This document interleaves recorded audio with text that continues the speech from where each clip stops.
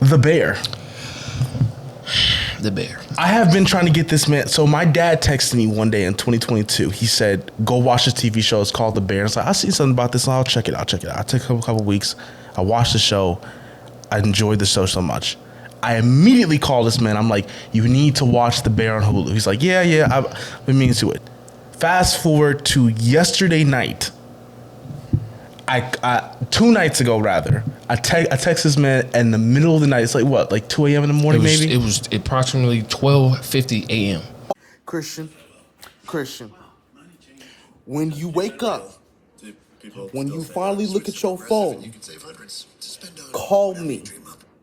Matter of fact, don't even call me. Just sign into your Hulu account and start watching The Bear. I just watched season 2, episode 6, called Fishes. It is the best piece of cinema we will ever watch. Like, when I tell you this is on some Tarantino Scorsese, like, brother, when I tell you the dialogue in this scene is going bar for bar, word for word, with what you show me of Pulp Fiction, I'm not kidding. I'm not kidding in the slide. Charmaine, tell him. Tell him, Charmaine. Tell him. Tell him about the show, Charmaine. She's speechless. She can't even tell you. That's how good it is. Like, they talk about how fucked up this family is for the entire first season, and then they fucking show you. And when I tell you, it's fucking the dude from Taken, not Taken, shit, what's it called? Nobody. The main guy from Nobody. Him. Oliver Platt from Chicago Med. Jamie Lee Curtis as the mother. What's his name? Like John Maloney or whatever his name, the comedian is in this bitch. Like, the cast is fucking stacked in this episode alone. And I'm trying to tell you, you need to see this episode. Damn it. The fucking Bear, bro. Yeah, so almost 1 a.m. in the morning, I'm watching episode 6 of season 2 of The Bear, and it is possibly one of the best produced episodes of television I've ever seen in my life. The casting, the dialogue, the camera work, the color grading, the sound design, like, it was immaculate. It was a chaotic mess. And here's the thing, because me and Mike, we argue about movies all the time. We do. You know, I may over-exaggerate. He may over-exaggerate about things. We've never been in this much synergy about a project before. But, you know, I heard about The Bear, but for me, I'm a little different. When other people, like, are on the show and, like, oh, you need to watch it, I necessarily don't, like, want to watch it because everyone else is, like, watching it and everyone else is hyping it up, so I just want to wait. That's how I feel about it. So, I had nothing against The Bear at all. I just felt as though, like, I'll get to it when I get to it. And I finally forced his hand. He finally forced me to sit down last night and watch The Bear. And I said, pull up. And he was like, it's on Hulu. I was like, we got time. It was like, what, not even 8 o'clock? It was 7 something. It was like 7-ish. And we watched the whole first season. The entire first season. And 5 hours of uninterrupted content. And I'm almost done with season 2. Yeah. Yeah. In the last 48 hours, he's finished both seasons, and I've rewatched both seasons, essentially. The Bear. Wow. That's all I have to say right there, because Jeremy Allen White, Ayo Edebiri. I would say Ayo. I don't know. Ayo, Ayo. I'd say Ayo. The reason why I say Ayo because it's my auntie's name. So that's Ayo? Yeah, let's go with Ayo. And Ebon Moss, but I'm not even going. Ebon, Ayo, and Jeremy. This might be the best, like, trio I've seen in a minute. No, seriously. It's a dynamic that you rarely see now. It really is. So it's a dynamic that you rarely see, and they all have different personalities. They have such different personalities. But at the same time, they do find a way to come together at points, whether they're talking to each other or arguing. And here's the factor to this. So I've worked in 3 different type of restaurants and kitchens. Yeah, I'm about to pull it up a second. I've worked in 3 different types of restaurants and kitchens, and in all of those, there's been, we just got shit faced. Like Right. 40 people just walked in the door all at the same time. Boom. We're in war zone, and the amount of like, get out my fucking way, like we gotta Right. get moving, and it's no hard feelings. We in the mode, we in the zone type situation. Right. Experienced that many times. I actually thoroughly enjoy it. Right. I thoroughly enjoy it. And I've personally never worked in that atmosphere, but watching the show last night, it was but here's the thing. When I do go to restaurants, I can kind of notice, like, if I'm sitting somewhere where I can see the kitchen, you can tell, like, it's chaotic back there. And the Bear show encapsulates that perfectly. For real. It's like it's very realistic. It is so realistic that, okay, Ebon is an interesting one because his character takes such a drastic turn as a character, especially considering especially considering how old he is. But Ao and Jeremy specifically, Jeremy is such a well-crafted character. Ao's is such a basic character, but that people can relate to. Right. But she's so relatable, and her actress is so damn just like natural with That's it true. that it's just like her character shines out. Yeah, I truly, as soon as she got on screen, I really adored that character because, like I said, she's a very realistic character, and she says things that us audience are thinking.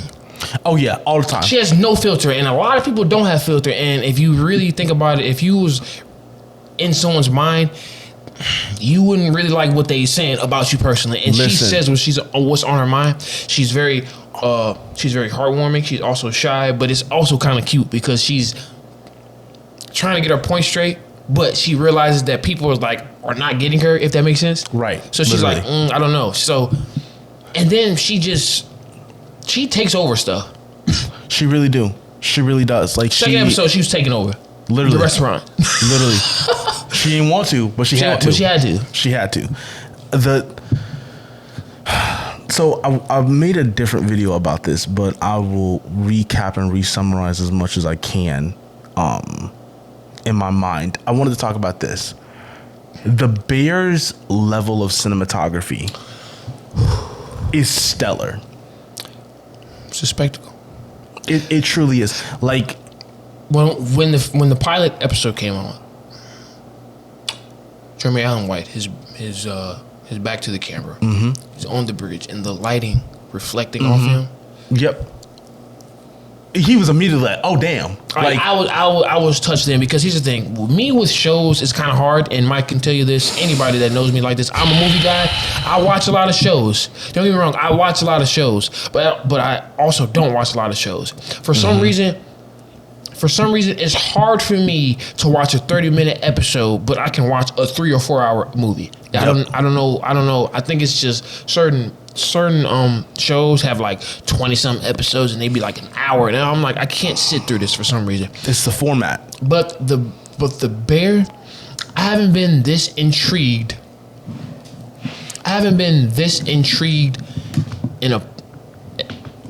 On the pilot episode since Breaking Bad.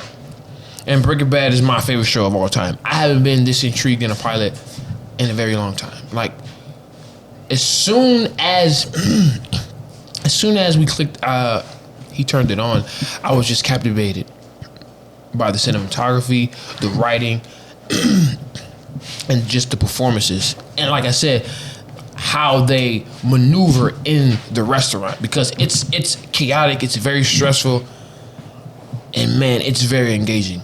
It's very engaging, and I was just like, wow, hold on, what is going on? Yeah. From the moment that you walk into that kitchen, shit hits the fan. And what I liked about The Bear was not just the level of attention to detail. It was the type of details they tried to tell. You've gotten to season 2, so you see the stark contrast of what the kitchen looks like versus the messy shots with the food on the ground and the sauce spilled and the grime and the dirt, of showing that, like, the way they describe it as a shithole, they're showing it to you in these static shots that stay for way too long sometimes. It's like when you start the show, you don't really think it's as they call it. This restaurant is a nightmare, but you don't really think that. You not at first. From our perspective, it seems like a really nice restaurant that's stable. No, this is a very terrible restaurant that's not stable. It's And very messy. You keep Gordon peeling Ramsay back the layers. will kill them. Oh my God, Gordon Ramsay wouldn't even step in. Gordon Ramsay would just cry. Yeah, and it is true. The attention to detail is very fascinating because they do linger on shots like something on the floor, something on the stove or something. They linger on way too long, but it's very interesting because it's a very realistic thing to put in a show like this because that's how restaurants are. All restaurants are not spotless. No, not in the middle of the day. You walk into any. I wish CDC would walk into. Why did I say CDC? What is it? The food people. I wish they would just randomly walk into a restaurant on a Tuesday afternoon at like 2 p.m. Fam, that's not finna be anything like. It's not. Like, wait till we clean up. Like, That's for true. real. That's true because, man, I'm speechless. I'm speechless about this show. I think it's very realistic and it's very authentic. Speaking of, first off, I wish I would have recorded the entire 5 hours of us watching this. I thought about that too, especially Oh when we my got to God. episode 7. Because, okay, episode 7, once that iPad turned on and them damn tickets started printing out, and they realized what the problem was, it is an entire one shot. It's one shot. One shot where you can't even tell where the cuts are. One shot in 30 minutes of in the restaurant. And the tension is so high.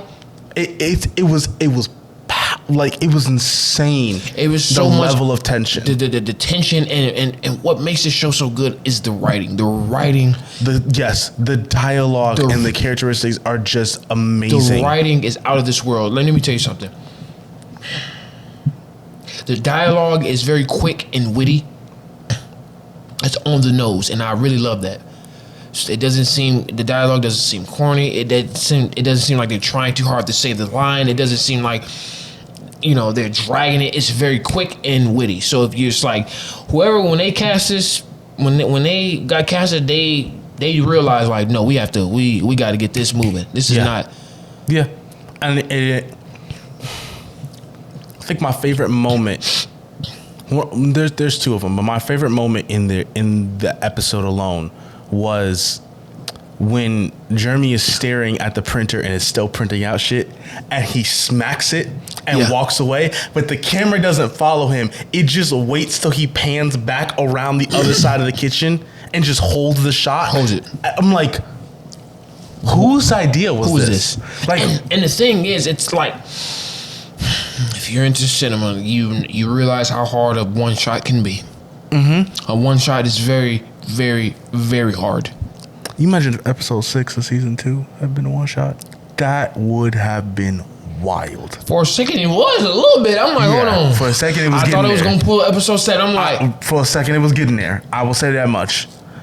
But it was it's very hard to pull off a one shot, but they did it in a beautiful way because it was so much stuff going on. Jeremy Allen White screaming. And I love exposition that's not real exposition. There are several points in the TV show, but in episode 7 of season 1 specifically,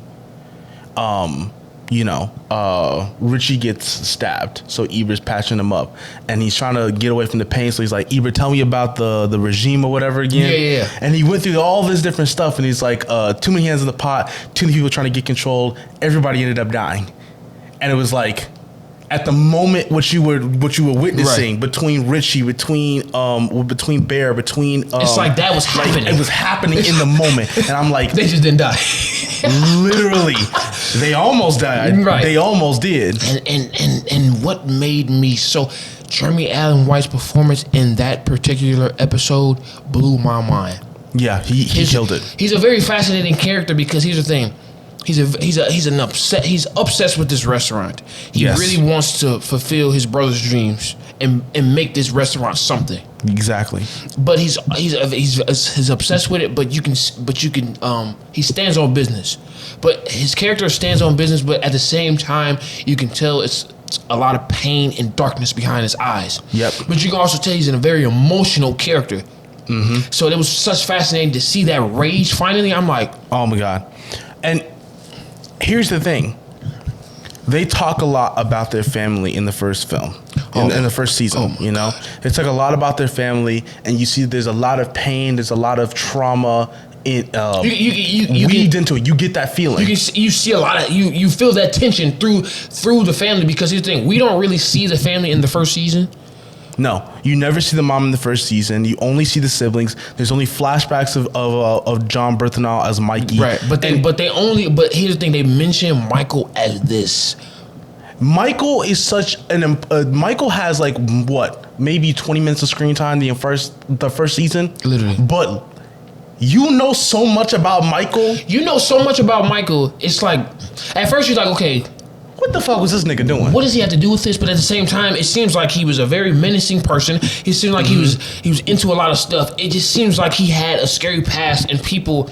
As far as you know how in the Harry Potter films, when if you mention Voldemort's name, it's like, oh, right. When they mention Michael, it's a certain type of. It's the tone in their voices, or it's like a frightening thing. Like, please don't mention him. You know what I'm saying? Literally. So it's like when we get to finally see Michael in season 2, episode 6, and you see. Here's the thing: what Mike said, we don't really see what goes on. We don't really see how fucked up this family is in the first season. You get bits and pieces, but you don't see it fully until season 2, episode 6, and wow, yeah. And you know what's so interesting is rewatching season 1 with Christian after having binged season 2. I'm looking at everything because you remember the conversation with Uncle Jimmy about their dad. Right. I'm like, who is that nigga? Because that guy is probably leagues more insane than the rest of the family. Oh, he has to be. The imagery that they painted with the dream in the car and him getting launched from the car, and it's like, what happened to the kid? The kid was just standing there waving at me the whole time. It's like, whoa. What? Right, like what? Literally. And as he's saying it, you can really like... You can visualize it. You can paint really the picture in your head of what this looked like. And it was interesting to see. It was so important to see. And again, they kept talking about how screwed up the Berzatto family was. But you didn't really know until that moment of, my mom kind of drove the car through the house. She like crashed into the house on Christmas Day. It's like, hold on, what? Now I gotta see this. And then they show you. And my thing is about that episode, it's like, there's really no explanation why this family's fucked up. It's just a lot of motherfuckers that really, they need help. Yeah, for real. The way they talk to each other, what they say in front of each other, the way they act. It's like, wow. It's like it's after following Jeremy Allen White, you can really tell where he gets his toughness from. You're like, now it's like the reason that he's in the kitchen and the high octane energy of the kitchen. This is light day for him. And if you he's know been doing this his whole life. You know what's so great about following this character from season 1 and then seeing him in episode 6 of season 2, you can really tell that he feels empty without the restaurant. I don't know if you noticed that he didn't have too many lines in that episode. He didn't. He helped Jamie Lee Curtis through the kitchen and said a few lines, but at that table, he didn't say nothing. And fuck! I didn't even notice the fact that he didn't say anything. He probably said something to Michael like to calm down. Yeah, but he didn't really say nothing. He was just observing the situation. We was observing it with him because if you think about it, we're seeing it through his eyes. Yeah, us audience is seeing it through his eyes, and you can tell because he's obsessed with this restaurant so much.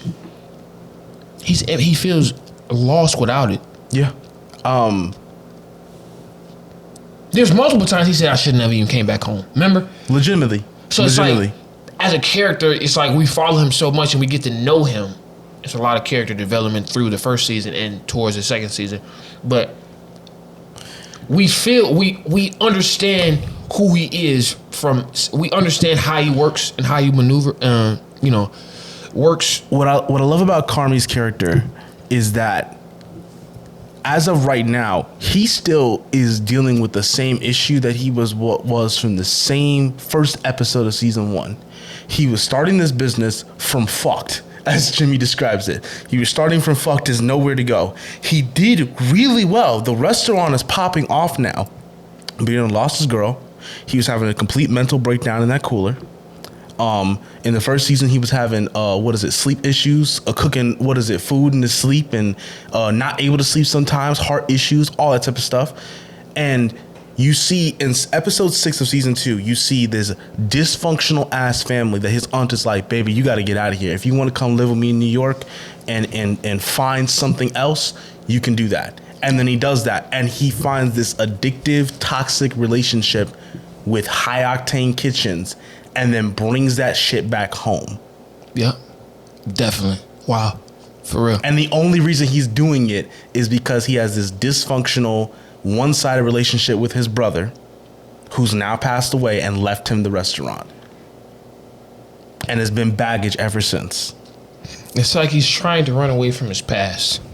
He's trying to run away from his past while taking the one thing that connects him to his past, which is cooking. And it meant so much. It meant so much. Like you see in season 1, like Sugar know how to throw down in the kitchen, and she never even in the kitchen like that. Right. Like I thought about it when I was watching season 2 when they oh damn, he hasn't finished season 2, so Sugar gets into the kitchen just for a little bit. But I'm thinking to myself, I'm like, Sugar's never been in the kitchen before. Then when we rewatched season 1, and I was like, hold on, Sugar do know how to cook a little bit. But like if you think about it, she can prep a little something. A family like that though, it's like it runs in the blood. It runs in the blood. Because Jamie Lee Curtis was getting down. Jamie Lee Curtis was getting down in the kitchen. And the thing about that episode, I'm sorry, thing about that episode, you thought the tension was over. You thought it was over. What's his name? John what? John Maloney. Yeah. When he gave that speech. Yeah, that's him. John Maloney, and then what's John? John Berthenol. When they stole the show for that episode. It was them and Jamie Lee for me. It was them and what's the guy from Nobody? What's the guy's name? I don't. He's kind of far back on the list. His name is Lee though in the show. I can't find him. Them four. Them four. Everybody else is just spectating at that point. Them four stole the show because it's like you thought the tension was over, and then Jamie Lee Curtis comes. And here's the thing. They would have had a nice family dinner if Sugar didn't just open her mouth. If she had never opened her mouth and said, Mom, are you okay? They could have had a nice family dinner. They could have. They really could have. But, they tried to warn her, and she pissed her mom off. And, yeah, they told her at the beginning of the damn episode, don't ask Mom if she's okay. And the thing is about the writing in that episode particularly was it was impeccable because first off, you get more insight about different characters, between characters. Richie and his wife, you get more insight about that, and you can tell because Richie is more stronger when he's trying to take over or is in power or yelling. But his soft side is his kid and his wife, his ex-wife. Can really that's where his true strength comes from. So when he was talking to her in the bedroom, you can really tell that moment. You can really tell how emotional he was and how soft he was to her, and how he was up under her. That moment was everything for me. Like as far you see the videos like relationship goes, I'm like. That right there. That right there. Let me get that. Like the whole house is fucking it up downstairs. They having the most peaceful moment you could possibly have on camera, and it lasted for way too long. Like I was just thinking, like, when is this gonna end? Yeah, it lasted for a long time. It was a while, and it was just like, whoa, letting it breathe, and that's why the editing is so perfect because it lets the scene breathe. But here's the thing, though, going back to the cinematography and the camera work, I admire when it's two characters talking. They let that shit breathe. The camera is very steady. It's very steady. It's one of those static shots, and it lingers for a long time, and it's like a slow zoom in. Sometimes you can't tell, but sometimes it's really noticeable, and they let the scene breathe. But when the tension is high, the camera is handheld, and it just goes from point A to point B. Literally. And it's like that's so realistic. That's so realistic. So like when episode 6 season 2, when they was going back and forth through the kitchen, I'm like, what is going on? My Hulu went to a commercial. I'm like, thank God. Bring that back. No, I was like, thank God. I had to breathe because I'm like, this is a lot. I was genuinely on my feet the entirety of episode 6. I was just like, I can't sit down. Like this episode is going way too hard right now. It's going way too hard. Yeah, the writing in that episode was crazy. And last night I was snapping over episode 7, and Mike said, I told him season 2 episode 6 makes episode 7 look like a walk in the park. I was like, there's no way. I ran through the house last night. Didn't I? Literally. After episode 7 was over, I ran through the house because of the talent on the screen, because of the beautiful writing, and that continuous one shot. So when I watched episode 6 today, I'm like, this is cinema. This is cinema. This is television. This is how you get people in their seats. This is a very emotional, intriguing, engaging. Like there was a producer that behind says, like, wait a minute, isn't this a damn television show? Yeah. And what the fuck are we doing? But the thing about it is, if you notice something that I really appreciate about the dialogue, they stutter a lot. It doesn't feel like this is scripted. It feels so like that. Real. It's so real. It's like they stutter over their words so much. I've paid attention to that. They stutter over their words so much. Each character does that.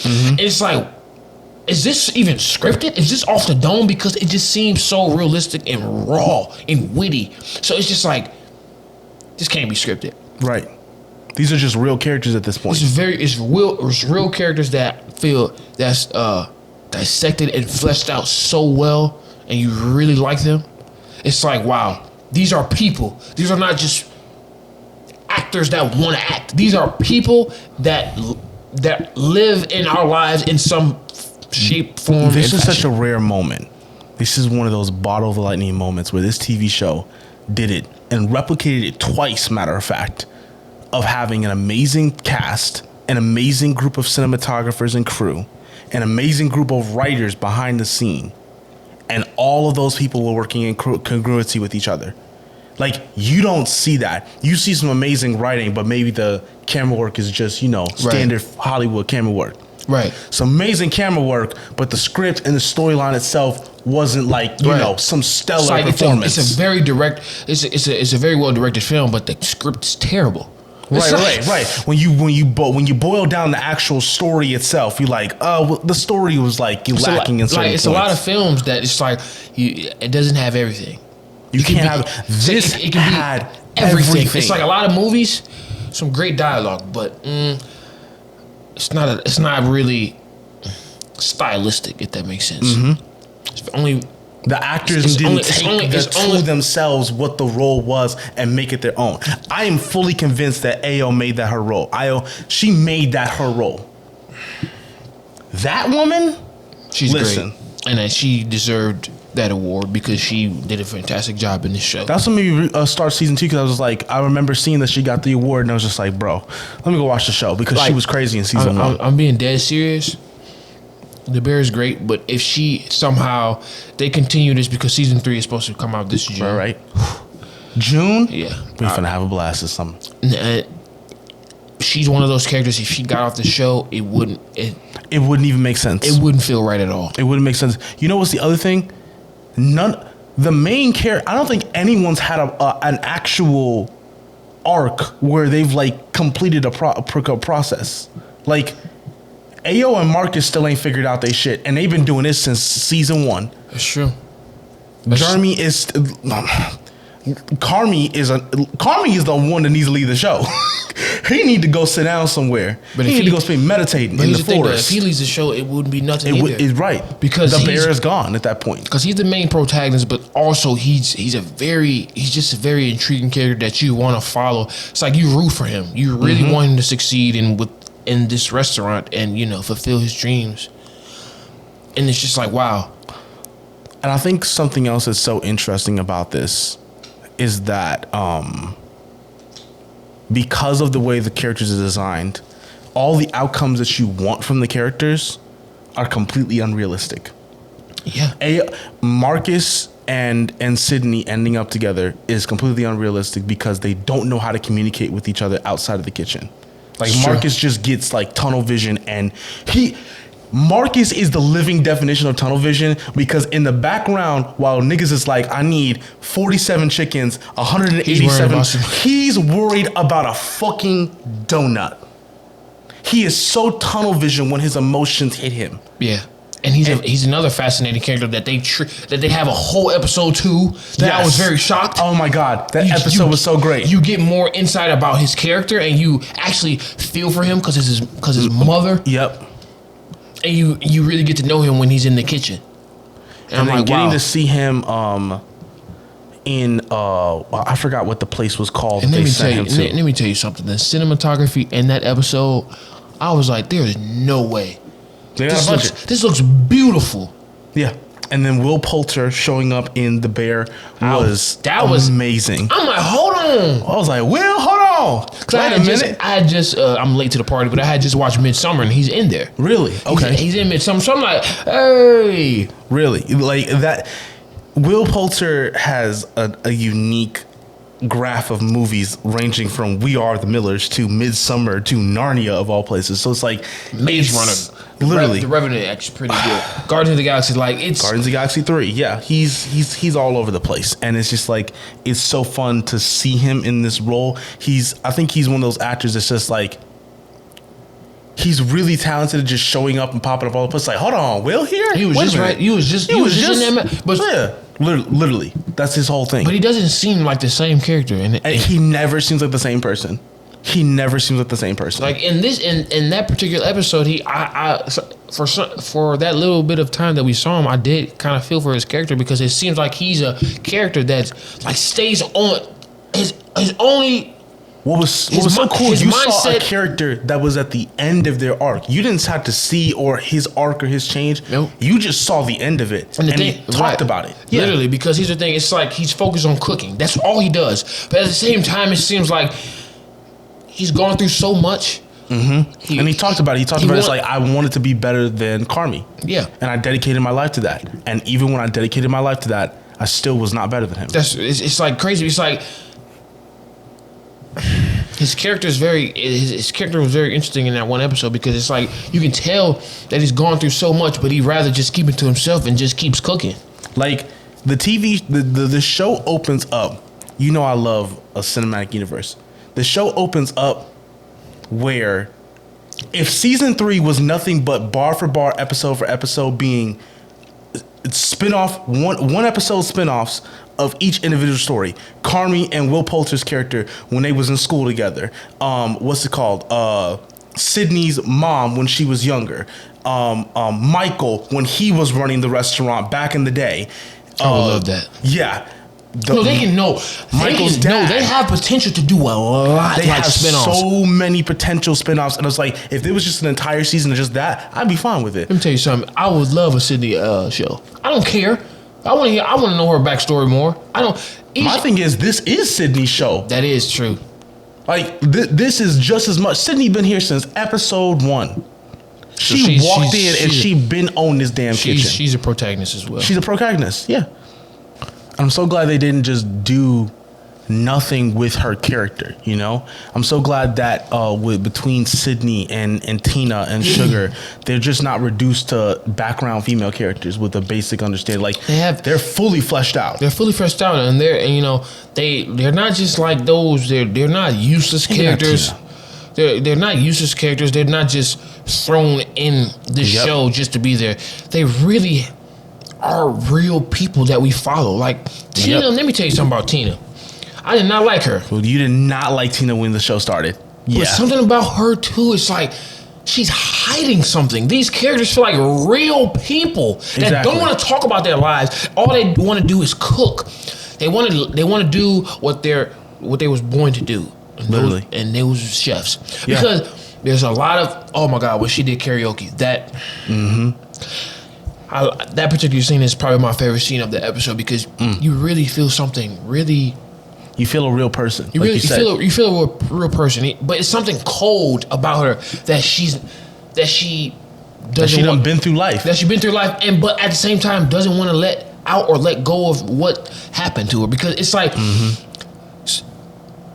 it's a lot of shots that linger on her. Yep. A lot of shots of linger on Everybody. Everybody. It is true, but I don't know. I just feel for some reason, bro. Something about Tina's character. Right now, I just see a lot of shots with Tina right now. Yeah.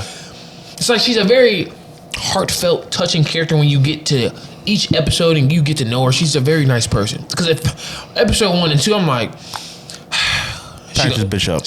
she gonna be one of them annoying characters I ain't gonna like. Yep. Nope. By episode 3, I'm like, Hold on. Tina, I love you. Literally. I love you, Tina. For real. So it's just like it's a lot of characters like something's wrong with them, but We in the kitchen and we in at the work kitchen. and we not finna talk about that, that right doesn't now. that doesn't matter, and I appreciate that because It's real. the way they utilize the camera makes you feel for these people. And I want to know, like, because I want to be that guy on set. I want to be that type of director on set that I'm talking to my actors and they're like, okay, so how should we do this? It's like, oh, I want you to keep in mind as you're keeping this done that Marcus's character, his mama is, on a machine at home. She's terminally ill and shit. So like, as you're going through all of this, keep that in mind that your mama is sick at home. And coming from It's like, exactly, and coming from like as a young director and a writer, it's like that's what I want to do when I get into that. I want to talk to my actors because I want everything to feel so real and authentic. Because like you said, tell them what they're going through in this particular scene so they can feel motivated and have that drive. Like, gone are the days of having 2D background characters. All of your background characters should be 3-dimensional. Your side characters that like your Tinas and Marcus and stuff, that's 3-dimensional. Your main characters need to be on some 4th and 5th dimensional next Literally, level. because for example, Quentin Tarantino when they was doing Django and Jamie Foxx auditioned. Jamie Foxx was trying to be Jamie Foxx. Quentin Tarantino said you can't do that. You're playing a slave. You're playing a slave. Like you're playing a slave. Like that's true. Like you have to play that character. Like you're a slave. Slaves went through so much. Mm-hmm. There was a lot of pain there. A lot of pain. And you don't even see like Jamie Foxx come out to like the ending of the film. Yeah, you see Django. You see a slave. Yeah. So it's like for the Bear, it's like did they have talks about this? Like They had to have had talks about this. You are this character. Your mom's a fucking psycho. Literally, like You I need need you to- like to understand all of this subcontext and then talk about it at nothing at all. I just need you to understand the emotion behind the it. camera will do the rest. The camera Literally. will do the rest. The Bear, and what I think something I love about The Bear, because this is actually something very interesting. It's particularly about Jeremy Allen White. His most notable role, for me at least, is beforehand was Shameless, which is set in the South Side of Chicago and reps the South Side of Chicago as such. Yeah. In this TV show, it's still set in Chicago, and there's always these B-roll shots of trains and buildings and cars in Chicago, and it's like they really appreciate the city. they do, they really do. There's a lot of shots, and it's like they it's say like- like we're a good TV show, but also rep Chicago on the side like that. Like at the they last really second. repping. Like here's the thing though, and maybe some of the shots are kind of unnecessary, but at the same time, it really pushes the story. Yeah. And they use it to break up those emotional scenes and those high octane moments. I would say really those well. shots like intermission. Yeah. That's your only break. That's your only moment to go. Because once you're in the show, like let me tell you something. Once you're in that restaurant, there's nothing but chaos. It's stressful. Your adrenaline is up here. There's no going back home. There's no pausing it. There's none of that. You can't do nothing but sit there and watch a television show do its job. Yeah. Like you said, it's a lot of shots from Chicago that and I appreciate that they repping the city. It's like this show is great, the writing is great, the performances, but let's admire the city. Literally. But it's like let's give you a And break. they show such unique ways the United States. Like usually when you see the people like trying to rep Chicago, it's like they show the Chicago skyline off because that's our thing. Right. They do. No. There's so many train shots. Sky shots, a full wide established shot of the whole entire city. And something I love about this, especially when you consider everything that happened in season 2 in comparison to season 1, there's all these static shots in season 1 of the Chicago city. In all of season 2, there's not one solid static shot. It is all movement. It is all with a Dutch angle. Yep. And I'm like, the level of uncomfortability that I feel watching this right now. It's like, what's about to happen? Literally, every time.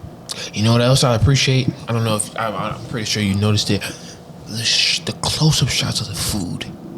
I don't know. Close-up shots of the food. It's something. It's like I felt bad for the editors because there's so much shit to go through, like layers of so much like, to it's do. So if you put it in this way, it's a lot of shots that don't really need to be in the show, but it does need to be in the show. I just want to know, how long did it take them to put this together? Like, how many hours did it take for them to put this project together? Because it's literally perfection, bro. It is. There is not it's so much perfection. The damn sound design. The phone would not. The moment that iPad turned on, the phone did not stop ringing. It didn't stop ringing the entire episode at all. Because apparently the store is open. Niggas is calling to see where their food is at. They want that food. And they can't. And you can't even deal with that right now because you got all the orders coming out all at once. It was. You don't know how bad I wanted to go back and rewatch that episode. Oh my god! In that episode. And then when he tasted the donut. When he tasted the donut, the shaky hand of the donut, the look on Jeremy Allen White's face when he was like, "Oh fuck, this is delicious." And went back to working like he never screamed like he at no never one. Like literally his entire tone changed. He not even gonna register that he just ate that donut off the floor. His walk changed. He got up and was like, all right, back to business, let's go. Literally. And it was over. It was over with. That's how you do an episode.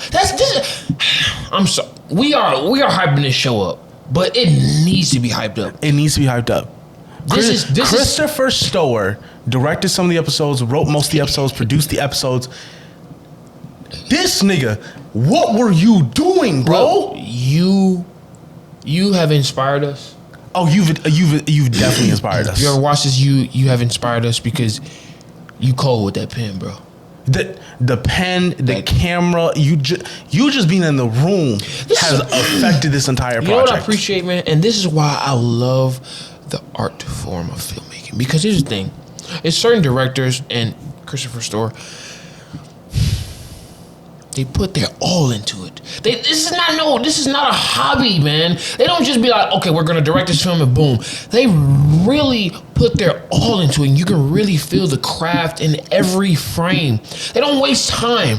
It's a lot of directors that also, like, you can tell that they're careless with their film.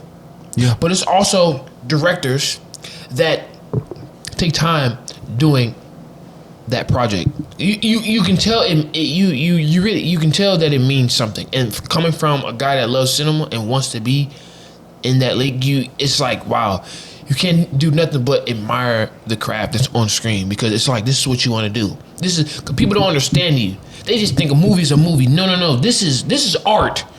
And Christopher Storer, you put your all into it with the writing, the directing, the cinematography, the lingering shots, the editing. You letting the scene breathe. The shots of Chicago. I don't know if you did some sort of drug. I don't know what you did to make this show perfect. Yeah, no. This almost makes me want to question, like, Chris, are you okay? Did this come from somewhere? Are you Jeremy Allen White in real life? Like, brother, are you okay? Let me tell you something. As me, I do over exaggerate about this stuff, but that's just how my mind works. But this show is so good. It's like, it's peak cinema. It truly is. Let me tell on you a something. damn TV show. Let me tell you something. This is the best show I've seen since Breaking Bad, and I don't think you've seen Breaking Bad. No, but this man talks about Breaking Bad like it's his damn Roman Empire. Like, that is, yeah. Breaking Bad is the best show, my favorite show of all time. because of the writing, the characters, and how intense and compelling the story is. And The Bear is neck and neck with Breaking Bad. If you ever get a chance to watch Breaking Bad, it'll be a day. It will be a day. The Bear. The Bear might be my Roman Empire. Like, the show is beautifully crafted. Fifth dimensional, even. It's so well structured too. It's so well structured. The pacing is amazing. The pacing is so fast. The pacing is so fast and then slows down and has these emotional moments. And then just when you think you're about to watch the next scene, credits. But here's the thing though, it hits every emotional beat when it needs to be. Literally. They don't waste time with that at all. And that's why I appreciate it, because the pilot was so fast. I'm like, it's over? Literally. I was like, this is what? Every episode was so short. When that last episode was 45 minutes, we was both like, hold on, this is about to be a ride. Bro, season 2, episode 6 is an hour and 7 minutes. I didn't even notice that it was an hour.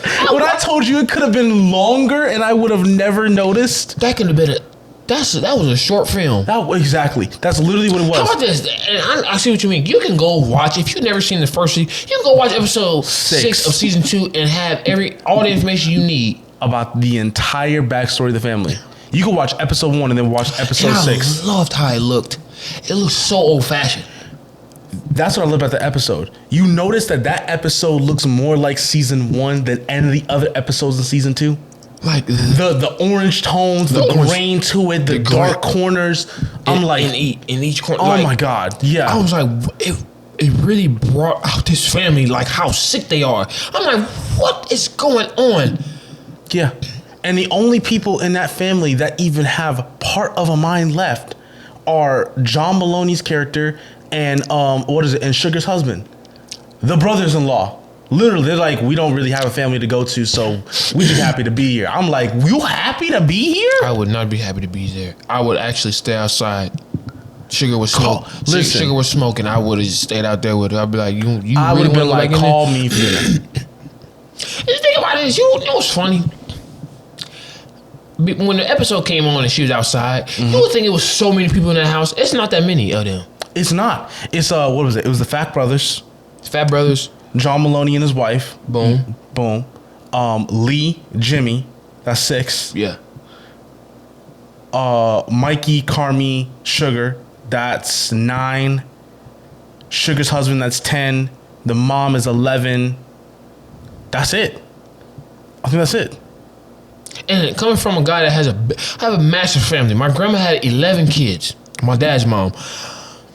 There's a lot of us in the house, and it was chaotic. But it sure wasn't 11 people in the crib, and it's just like that only 11 people in the crib. Oh, whoa, 13. We forgot about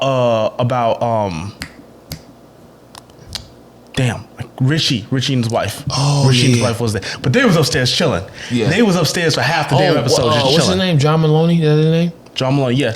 His wife, that's Sarah Paulson. Sarah Paulson, she's really good. She was in Glass.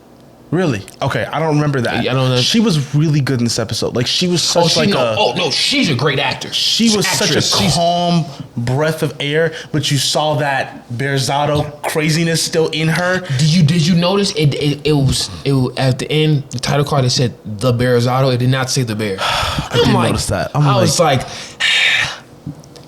show, bro.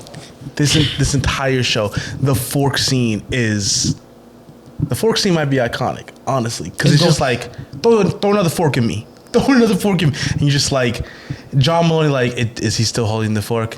Okay, yeah, yeah, it was. Yeah, the fork scene is it's going to go down as one of the best scenes in cinema. It has to, like, the tension in that moment was so, for me, with Jamie Lee Curtis's character and how that was represented. Not only does it need a resolution with her kids because it's annoying and almost like, bro, like, I feel for you, but at the same time, you being dumb. Right. It also makes me wonder about their father.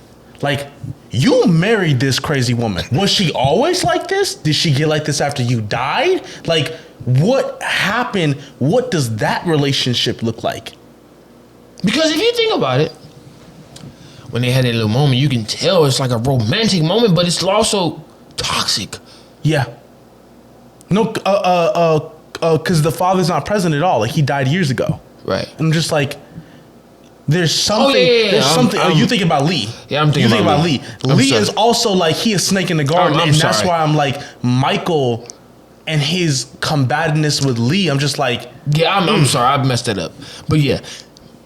But you can tell also them, it seems like a romantic thing going on, but it's also toxic. It's mad toxic. Because here's the thing, when he started telling this story, Michael, and then he interrupted him, and I'm like, wow, you can really feel, because that's a very realistic situation to be in, because that's not your father, but at the same time, you don't really respect him, you don't really know much about him. You think he's annoying because he's always around, and your mom chose he's to be always with him. around. He seems like he's trying to lurk up on your mama real quick or whatever. And this was presumably one of your dad's boys, and it's like, nah, this ain't the move.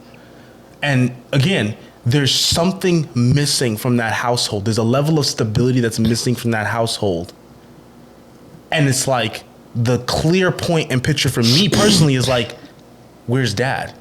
Okay, that's crazy, because after watching the show, I'm like, I want to do a short film just on this scene.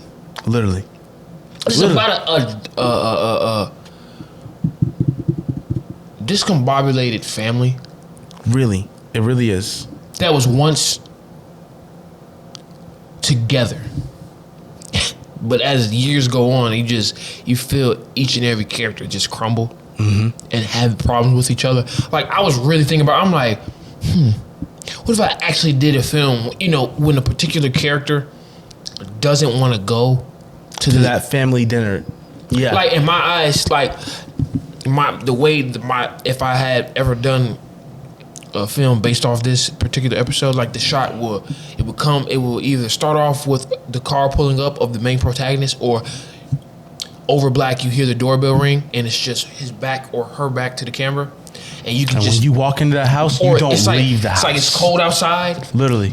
He or she's tapping, like, you think it's the cold? No, he just nervous because he like, I'm about to walk into a shit show. And it's like that. Like, I really want to do something like that, and that's something. The Bear, you've inspired 2 writers to do some things. Oh, you've inspired more than that. I can't believe that we're the only people out there that saw that episode and said, let me get to writing. I can't believe it. There's no way. Because that entire, like, I want to go back. I might go home and think of something when I get home. That's how it makes you just want to write. It doesn't matter what it is. Yeah, it truly is. It, like, the show was genuinely amazing to watch. I can't wait for season 3. RIP. Hope y'all in the best of health to everyone that's editing this damn project, because y'all gonna be up all night for the rest of the time. I think it's supposed to, season 3 is supposed to start filming in February and then come out in June. Oh, hell no. They got work to do. They are going to get sponsored by Rain. They said they're going to keep it in the 8 or 10 episode range. Bro. That's fine. 8 to 10 episodes is fine. Make this, it can be 3. I don't care. For real. I don't care. It can be 5. It doesn't matter, because this show was just that good. It's that good. It's so encapsulating. And there's no resolve. None of the characters have had any sort of resolve as a character. They just keep changing and adapting and growing. And it's becoming enough, but it's still not there. But it's in a realistic way. It's in such a realistic way. It makes you picture your own life and other people's lives. Like, wow, people can really relate to these characters, and yourself, whatever you're going through, can too. Yeah. So it's like, this show captivates realism. Oh yeah, for sure. It captivates realism with showing progress, showing off. I'm not gonna call them characters, people. Them people. They're not characters. They're people. Real people. Because, like, when I'm telling you, that was like, the dialogue doesn't feel real at all. It feels like they're off the dome. It feels like they're freestyling. Oh yeah, it feels like impromptu. It's like, for sure. Their movement, the head turns, the facial expressions, the eye. It's like everything. The body language, like the way they talk, it's like they stutter so much. And as a writer, you're like, on paper, do that even sound good? It don't sound good on paper. And they repeat themselves so much because it feels so real. Yeah. It's so real. It's absolutely so real. If you haven't watched this show yet, Please do. Please go watch this show. If you love or enjoy anything about film, story, real characters, cooking for that matter, the cooking is exponentially good. You know, it shows the real life of what it looks like to be in the kitchen. The show is great. Go check it out. Both seasons are on Hulu. Yep. Yeah, I think that's all that we can really say. Yeah, because we've said a lot about it. We said a lot about We're this. just gonna keep repeating ourselves At this point, yeah. about how good this show is. Hey, with that being said, I'm Mike. This is Christian. Signing out from Mad Men Activities. We'll see y'all around. Yeah, I guarantee you, it's multiple episodes. there has to be. There's got to be some scripts and some ideas that just did not make the cut. And I just want to know how much of that, because this show does not feel like it killed its darlings. It did not. They did everything to perfection, to a T, to a creative perfection. They pushed it to its limit. They pushed it beyond its limits. Like, I was like, wow. this is not a show. The color grading alone. Yeah. I said this before. Something I want to do with this episode particularly is I wanted to double back into a philosophy of film episode. I think what I want that episode to be about, I think I want it to be about, I mentioned earlier about making your background characters third dimensional, your side characters fourth dimensional, your main characters need to be damn near fifth dimensional. Right. Like, I want to talk about that, the stages and the levels and the level of intricacy that we should have in our plots, and if that's even necessary. You know what I'm saying? Like, should that... I want to save Obsession for a different episode, because I want to talk about Obsession from a different aspect of, like, you know, behind the scenes, especially when it comes to actors and long hours and Right. things like that. But the creative process, it's like, what's a good way to put it?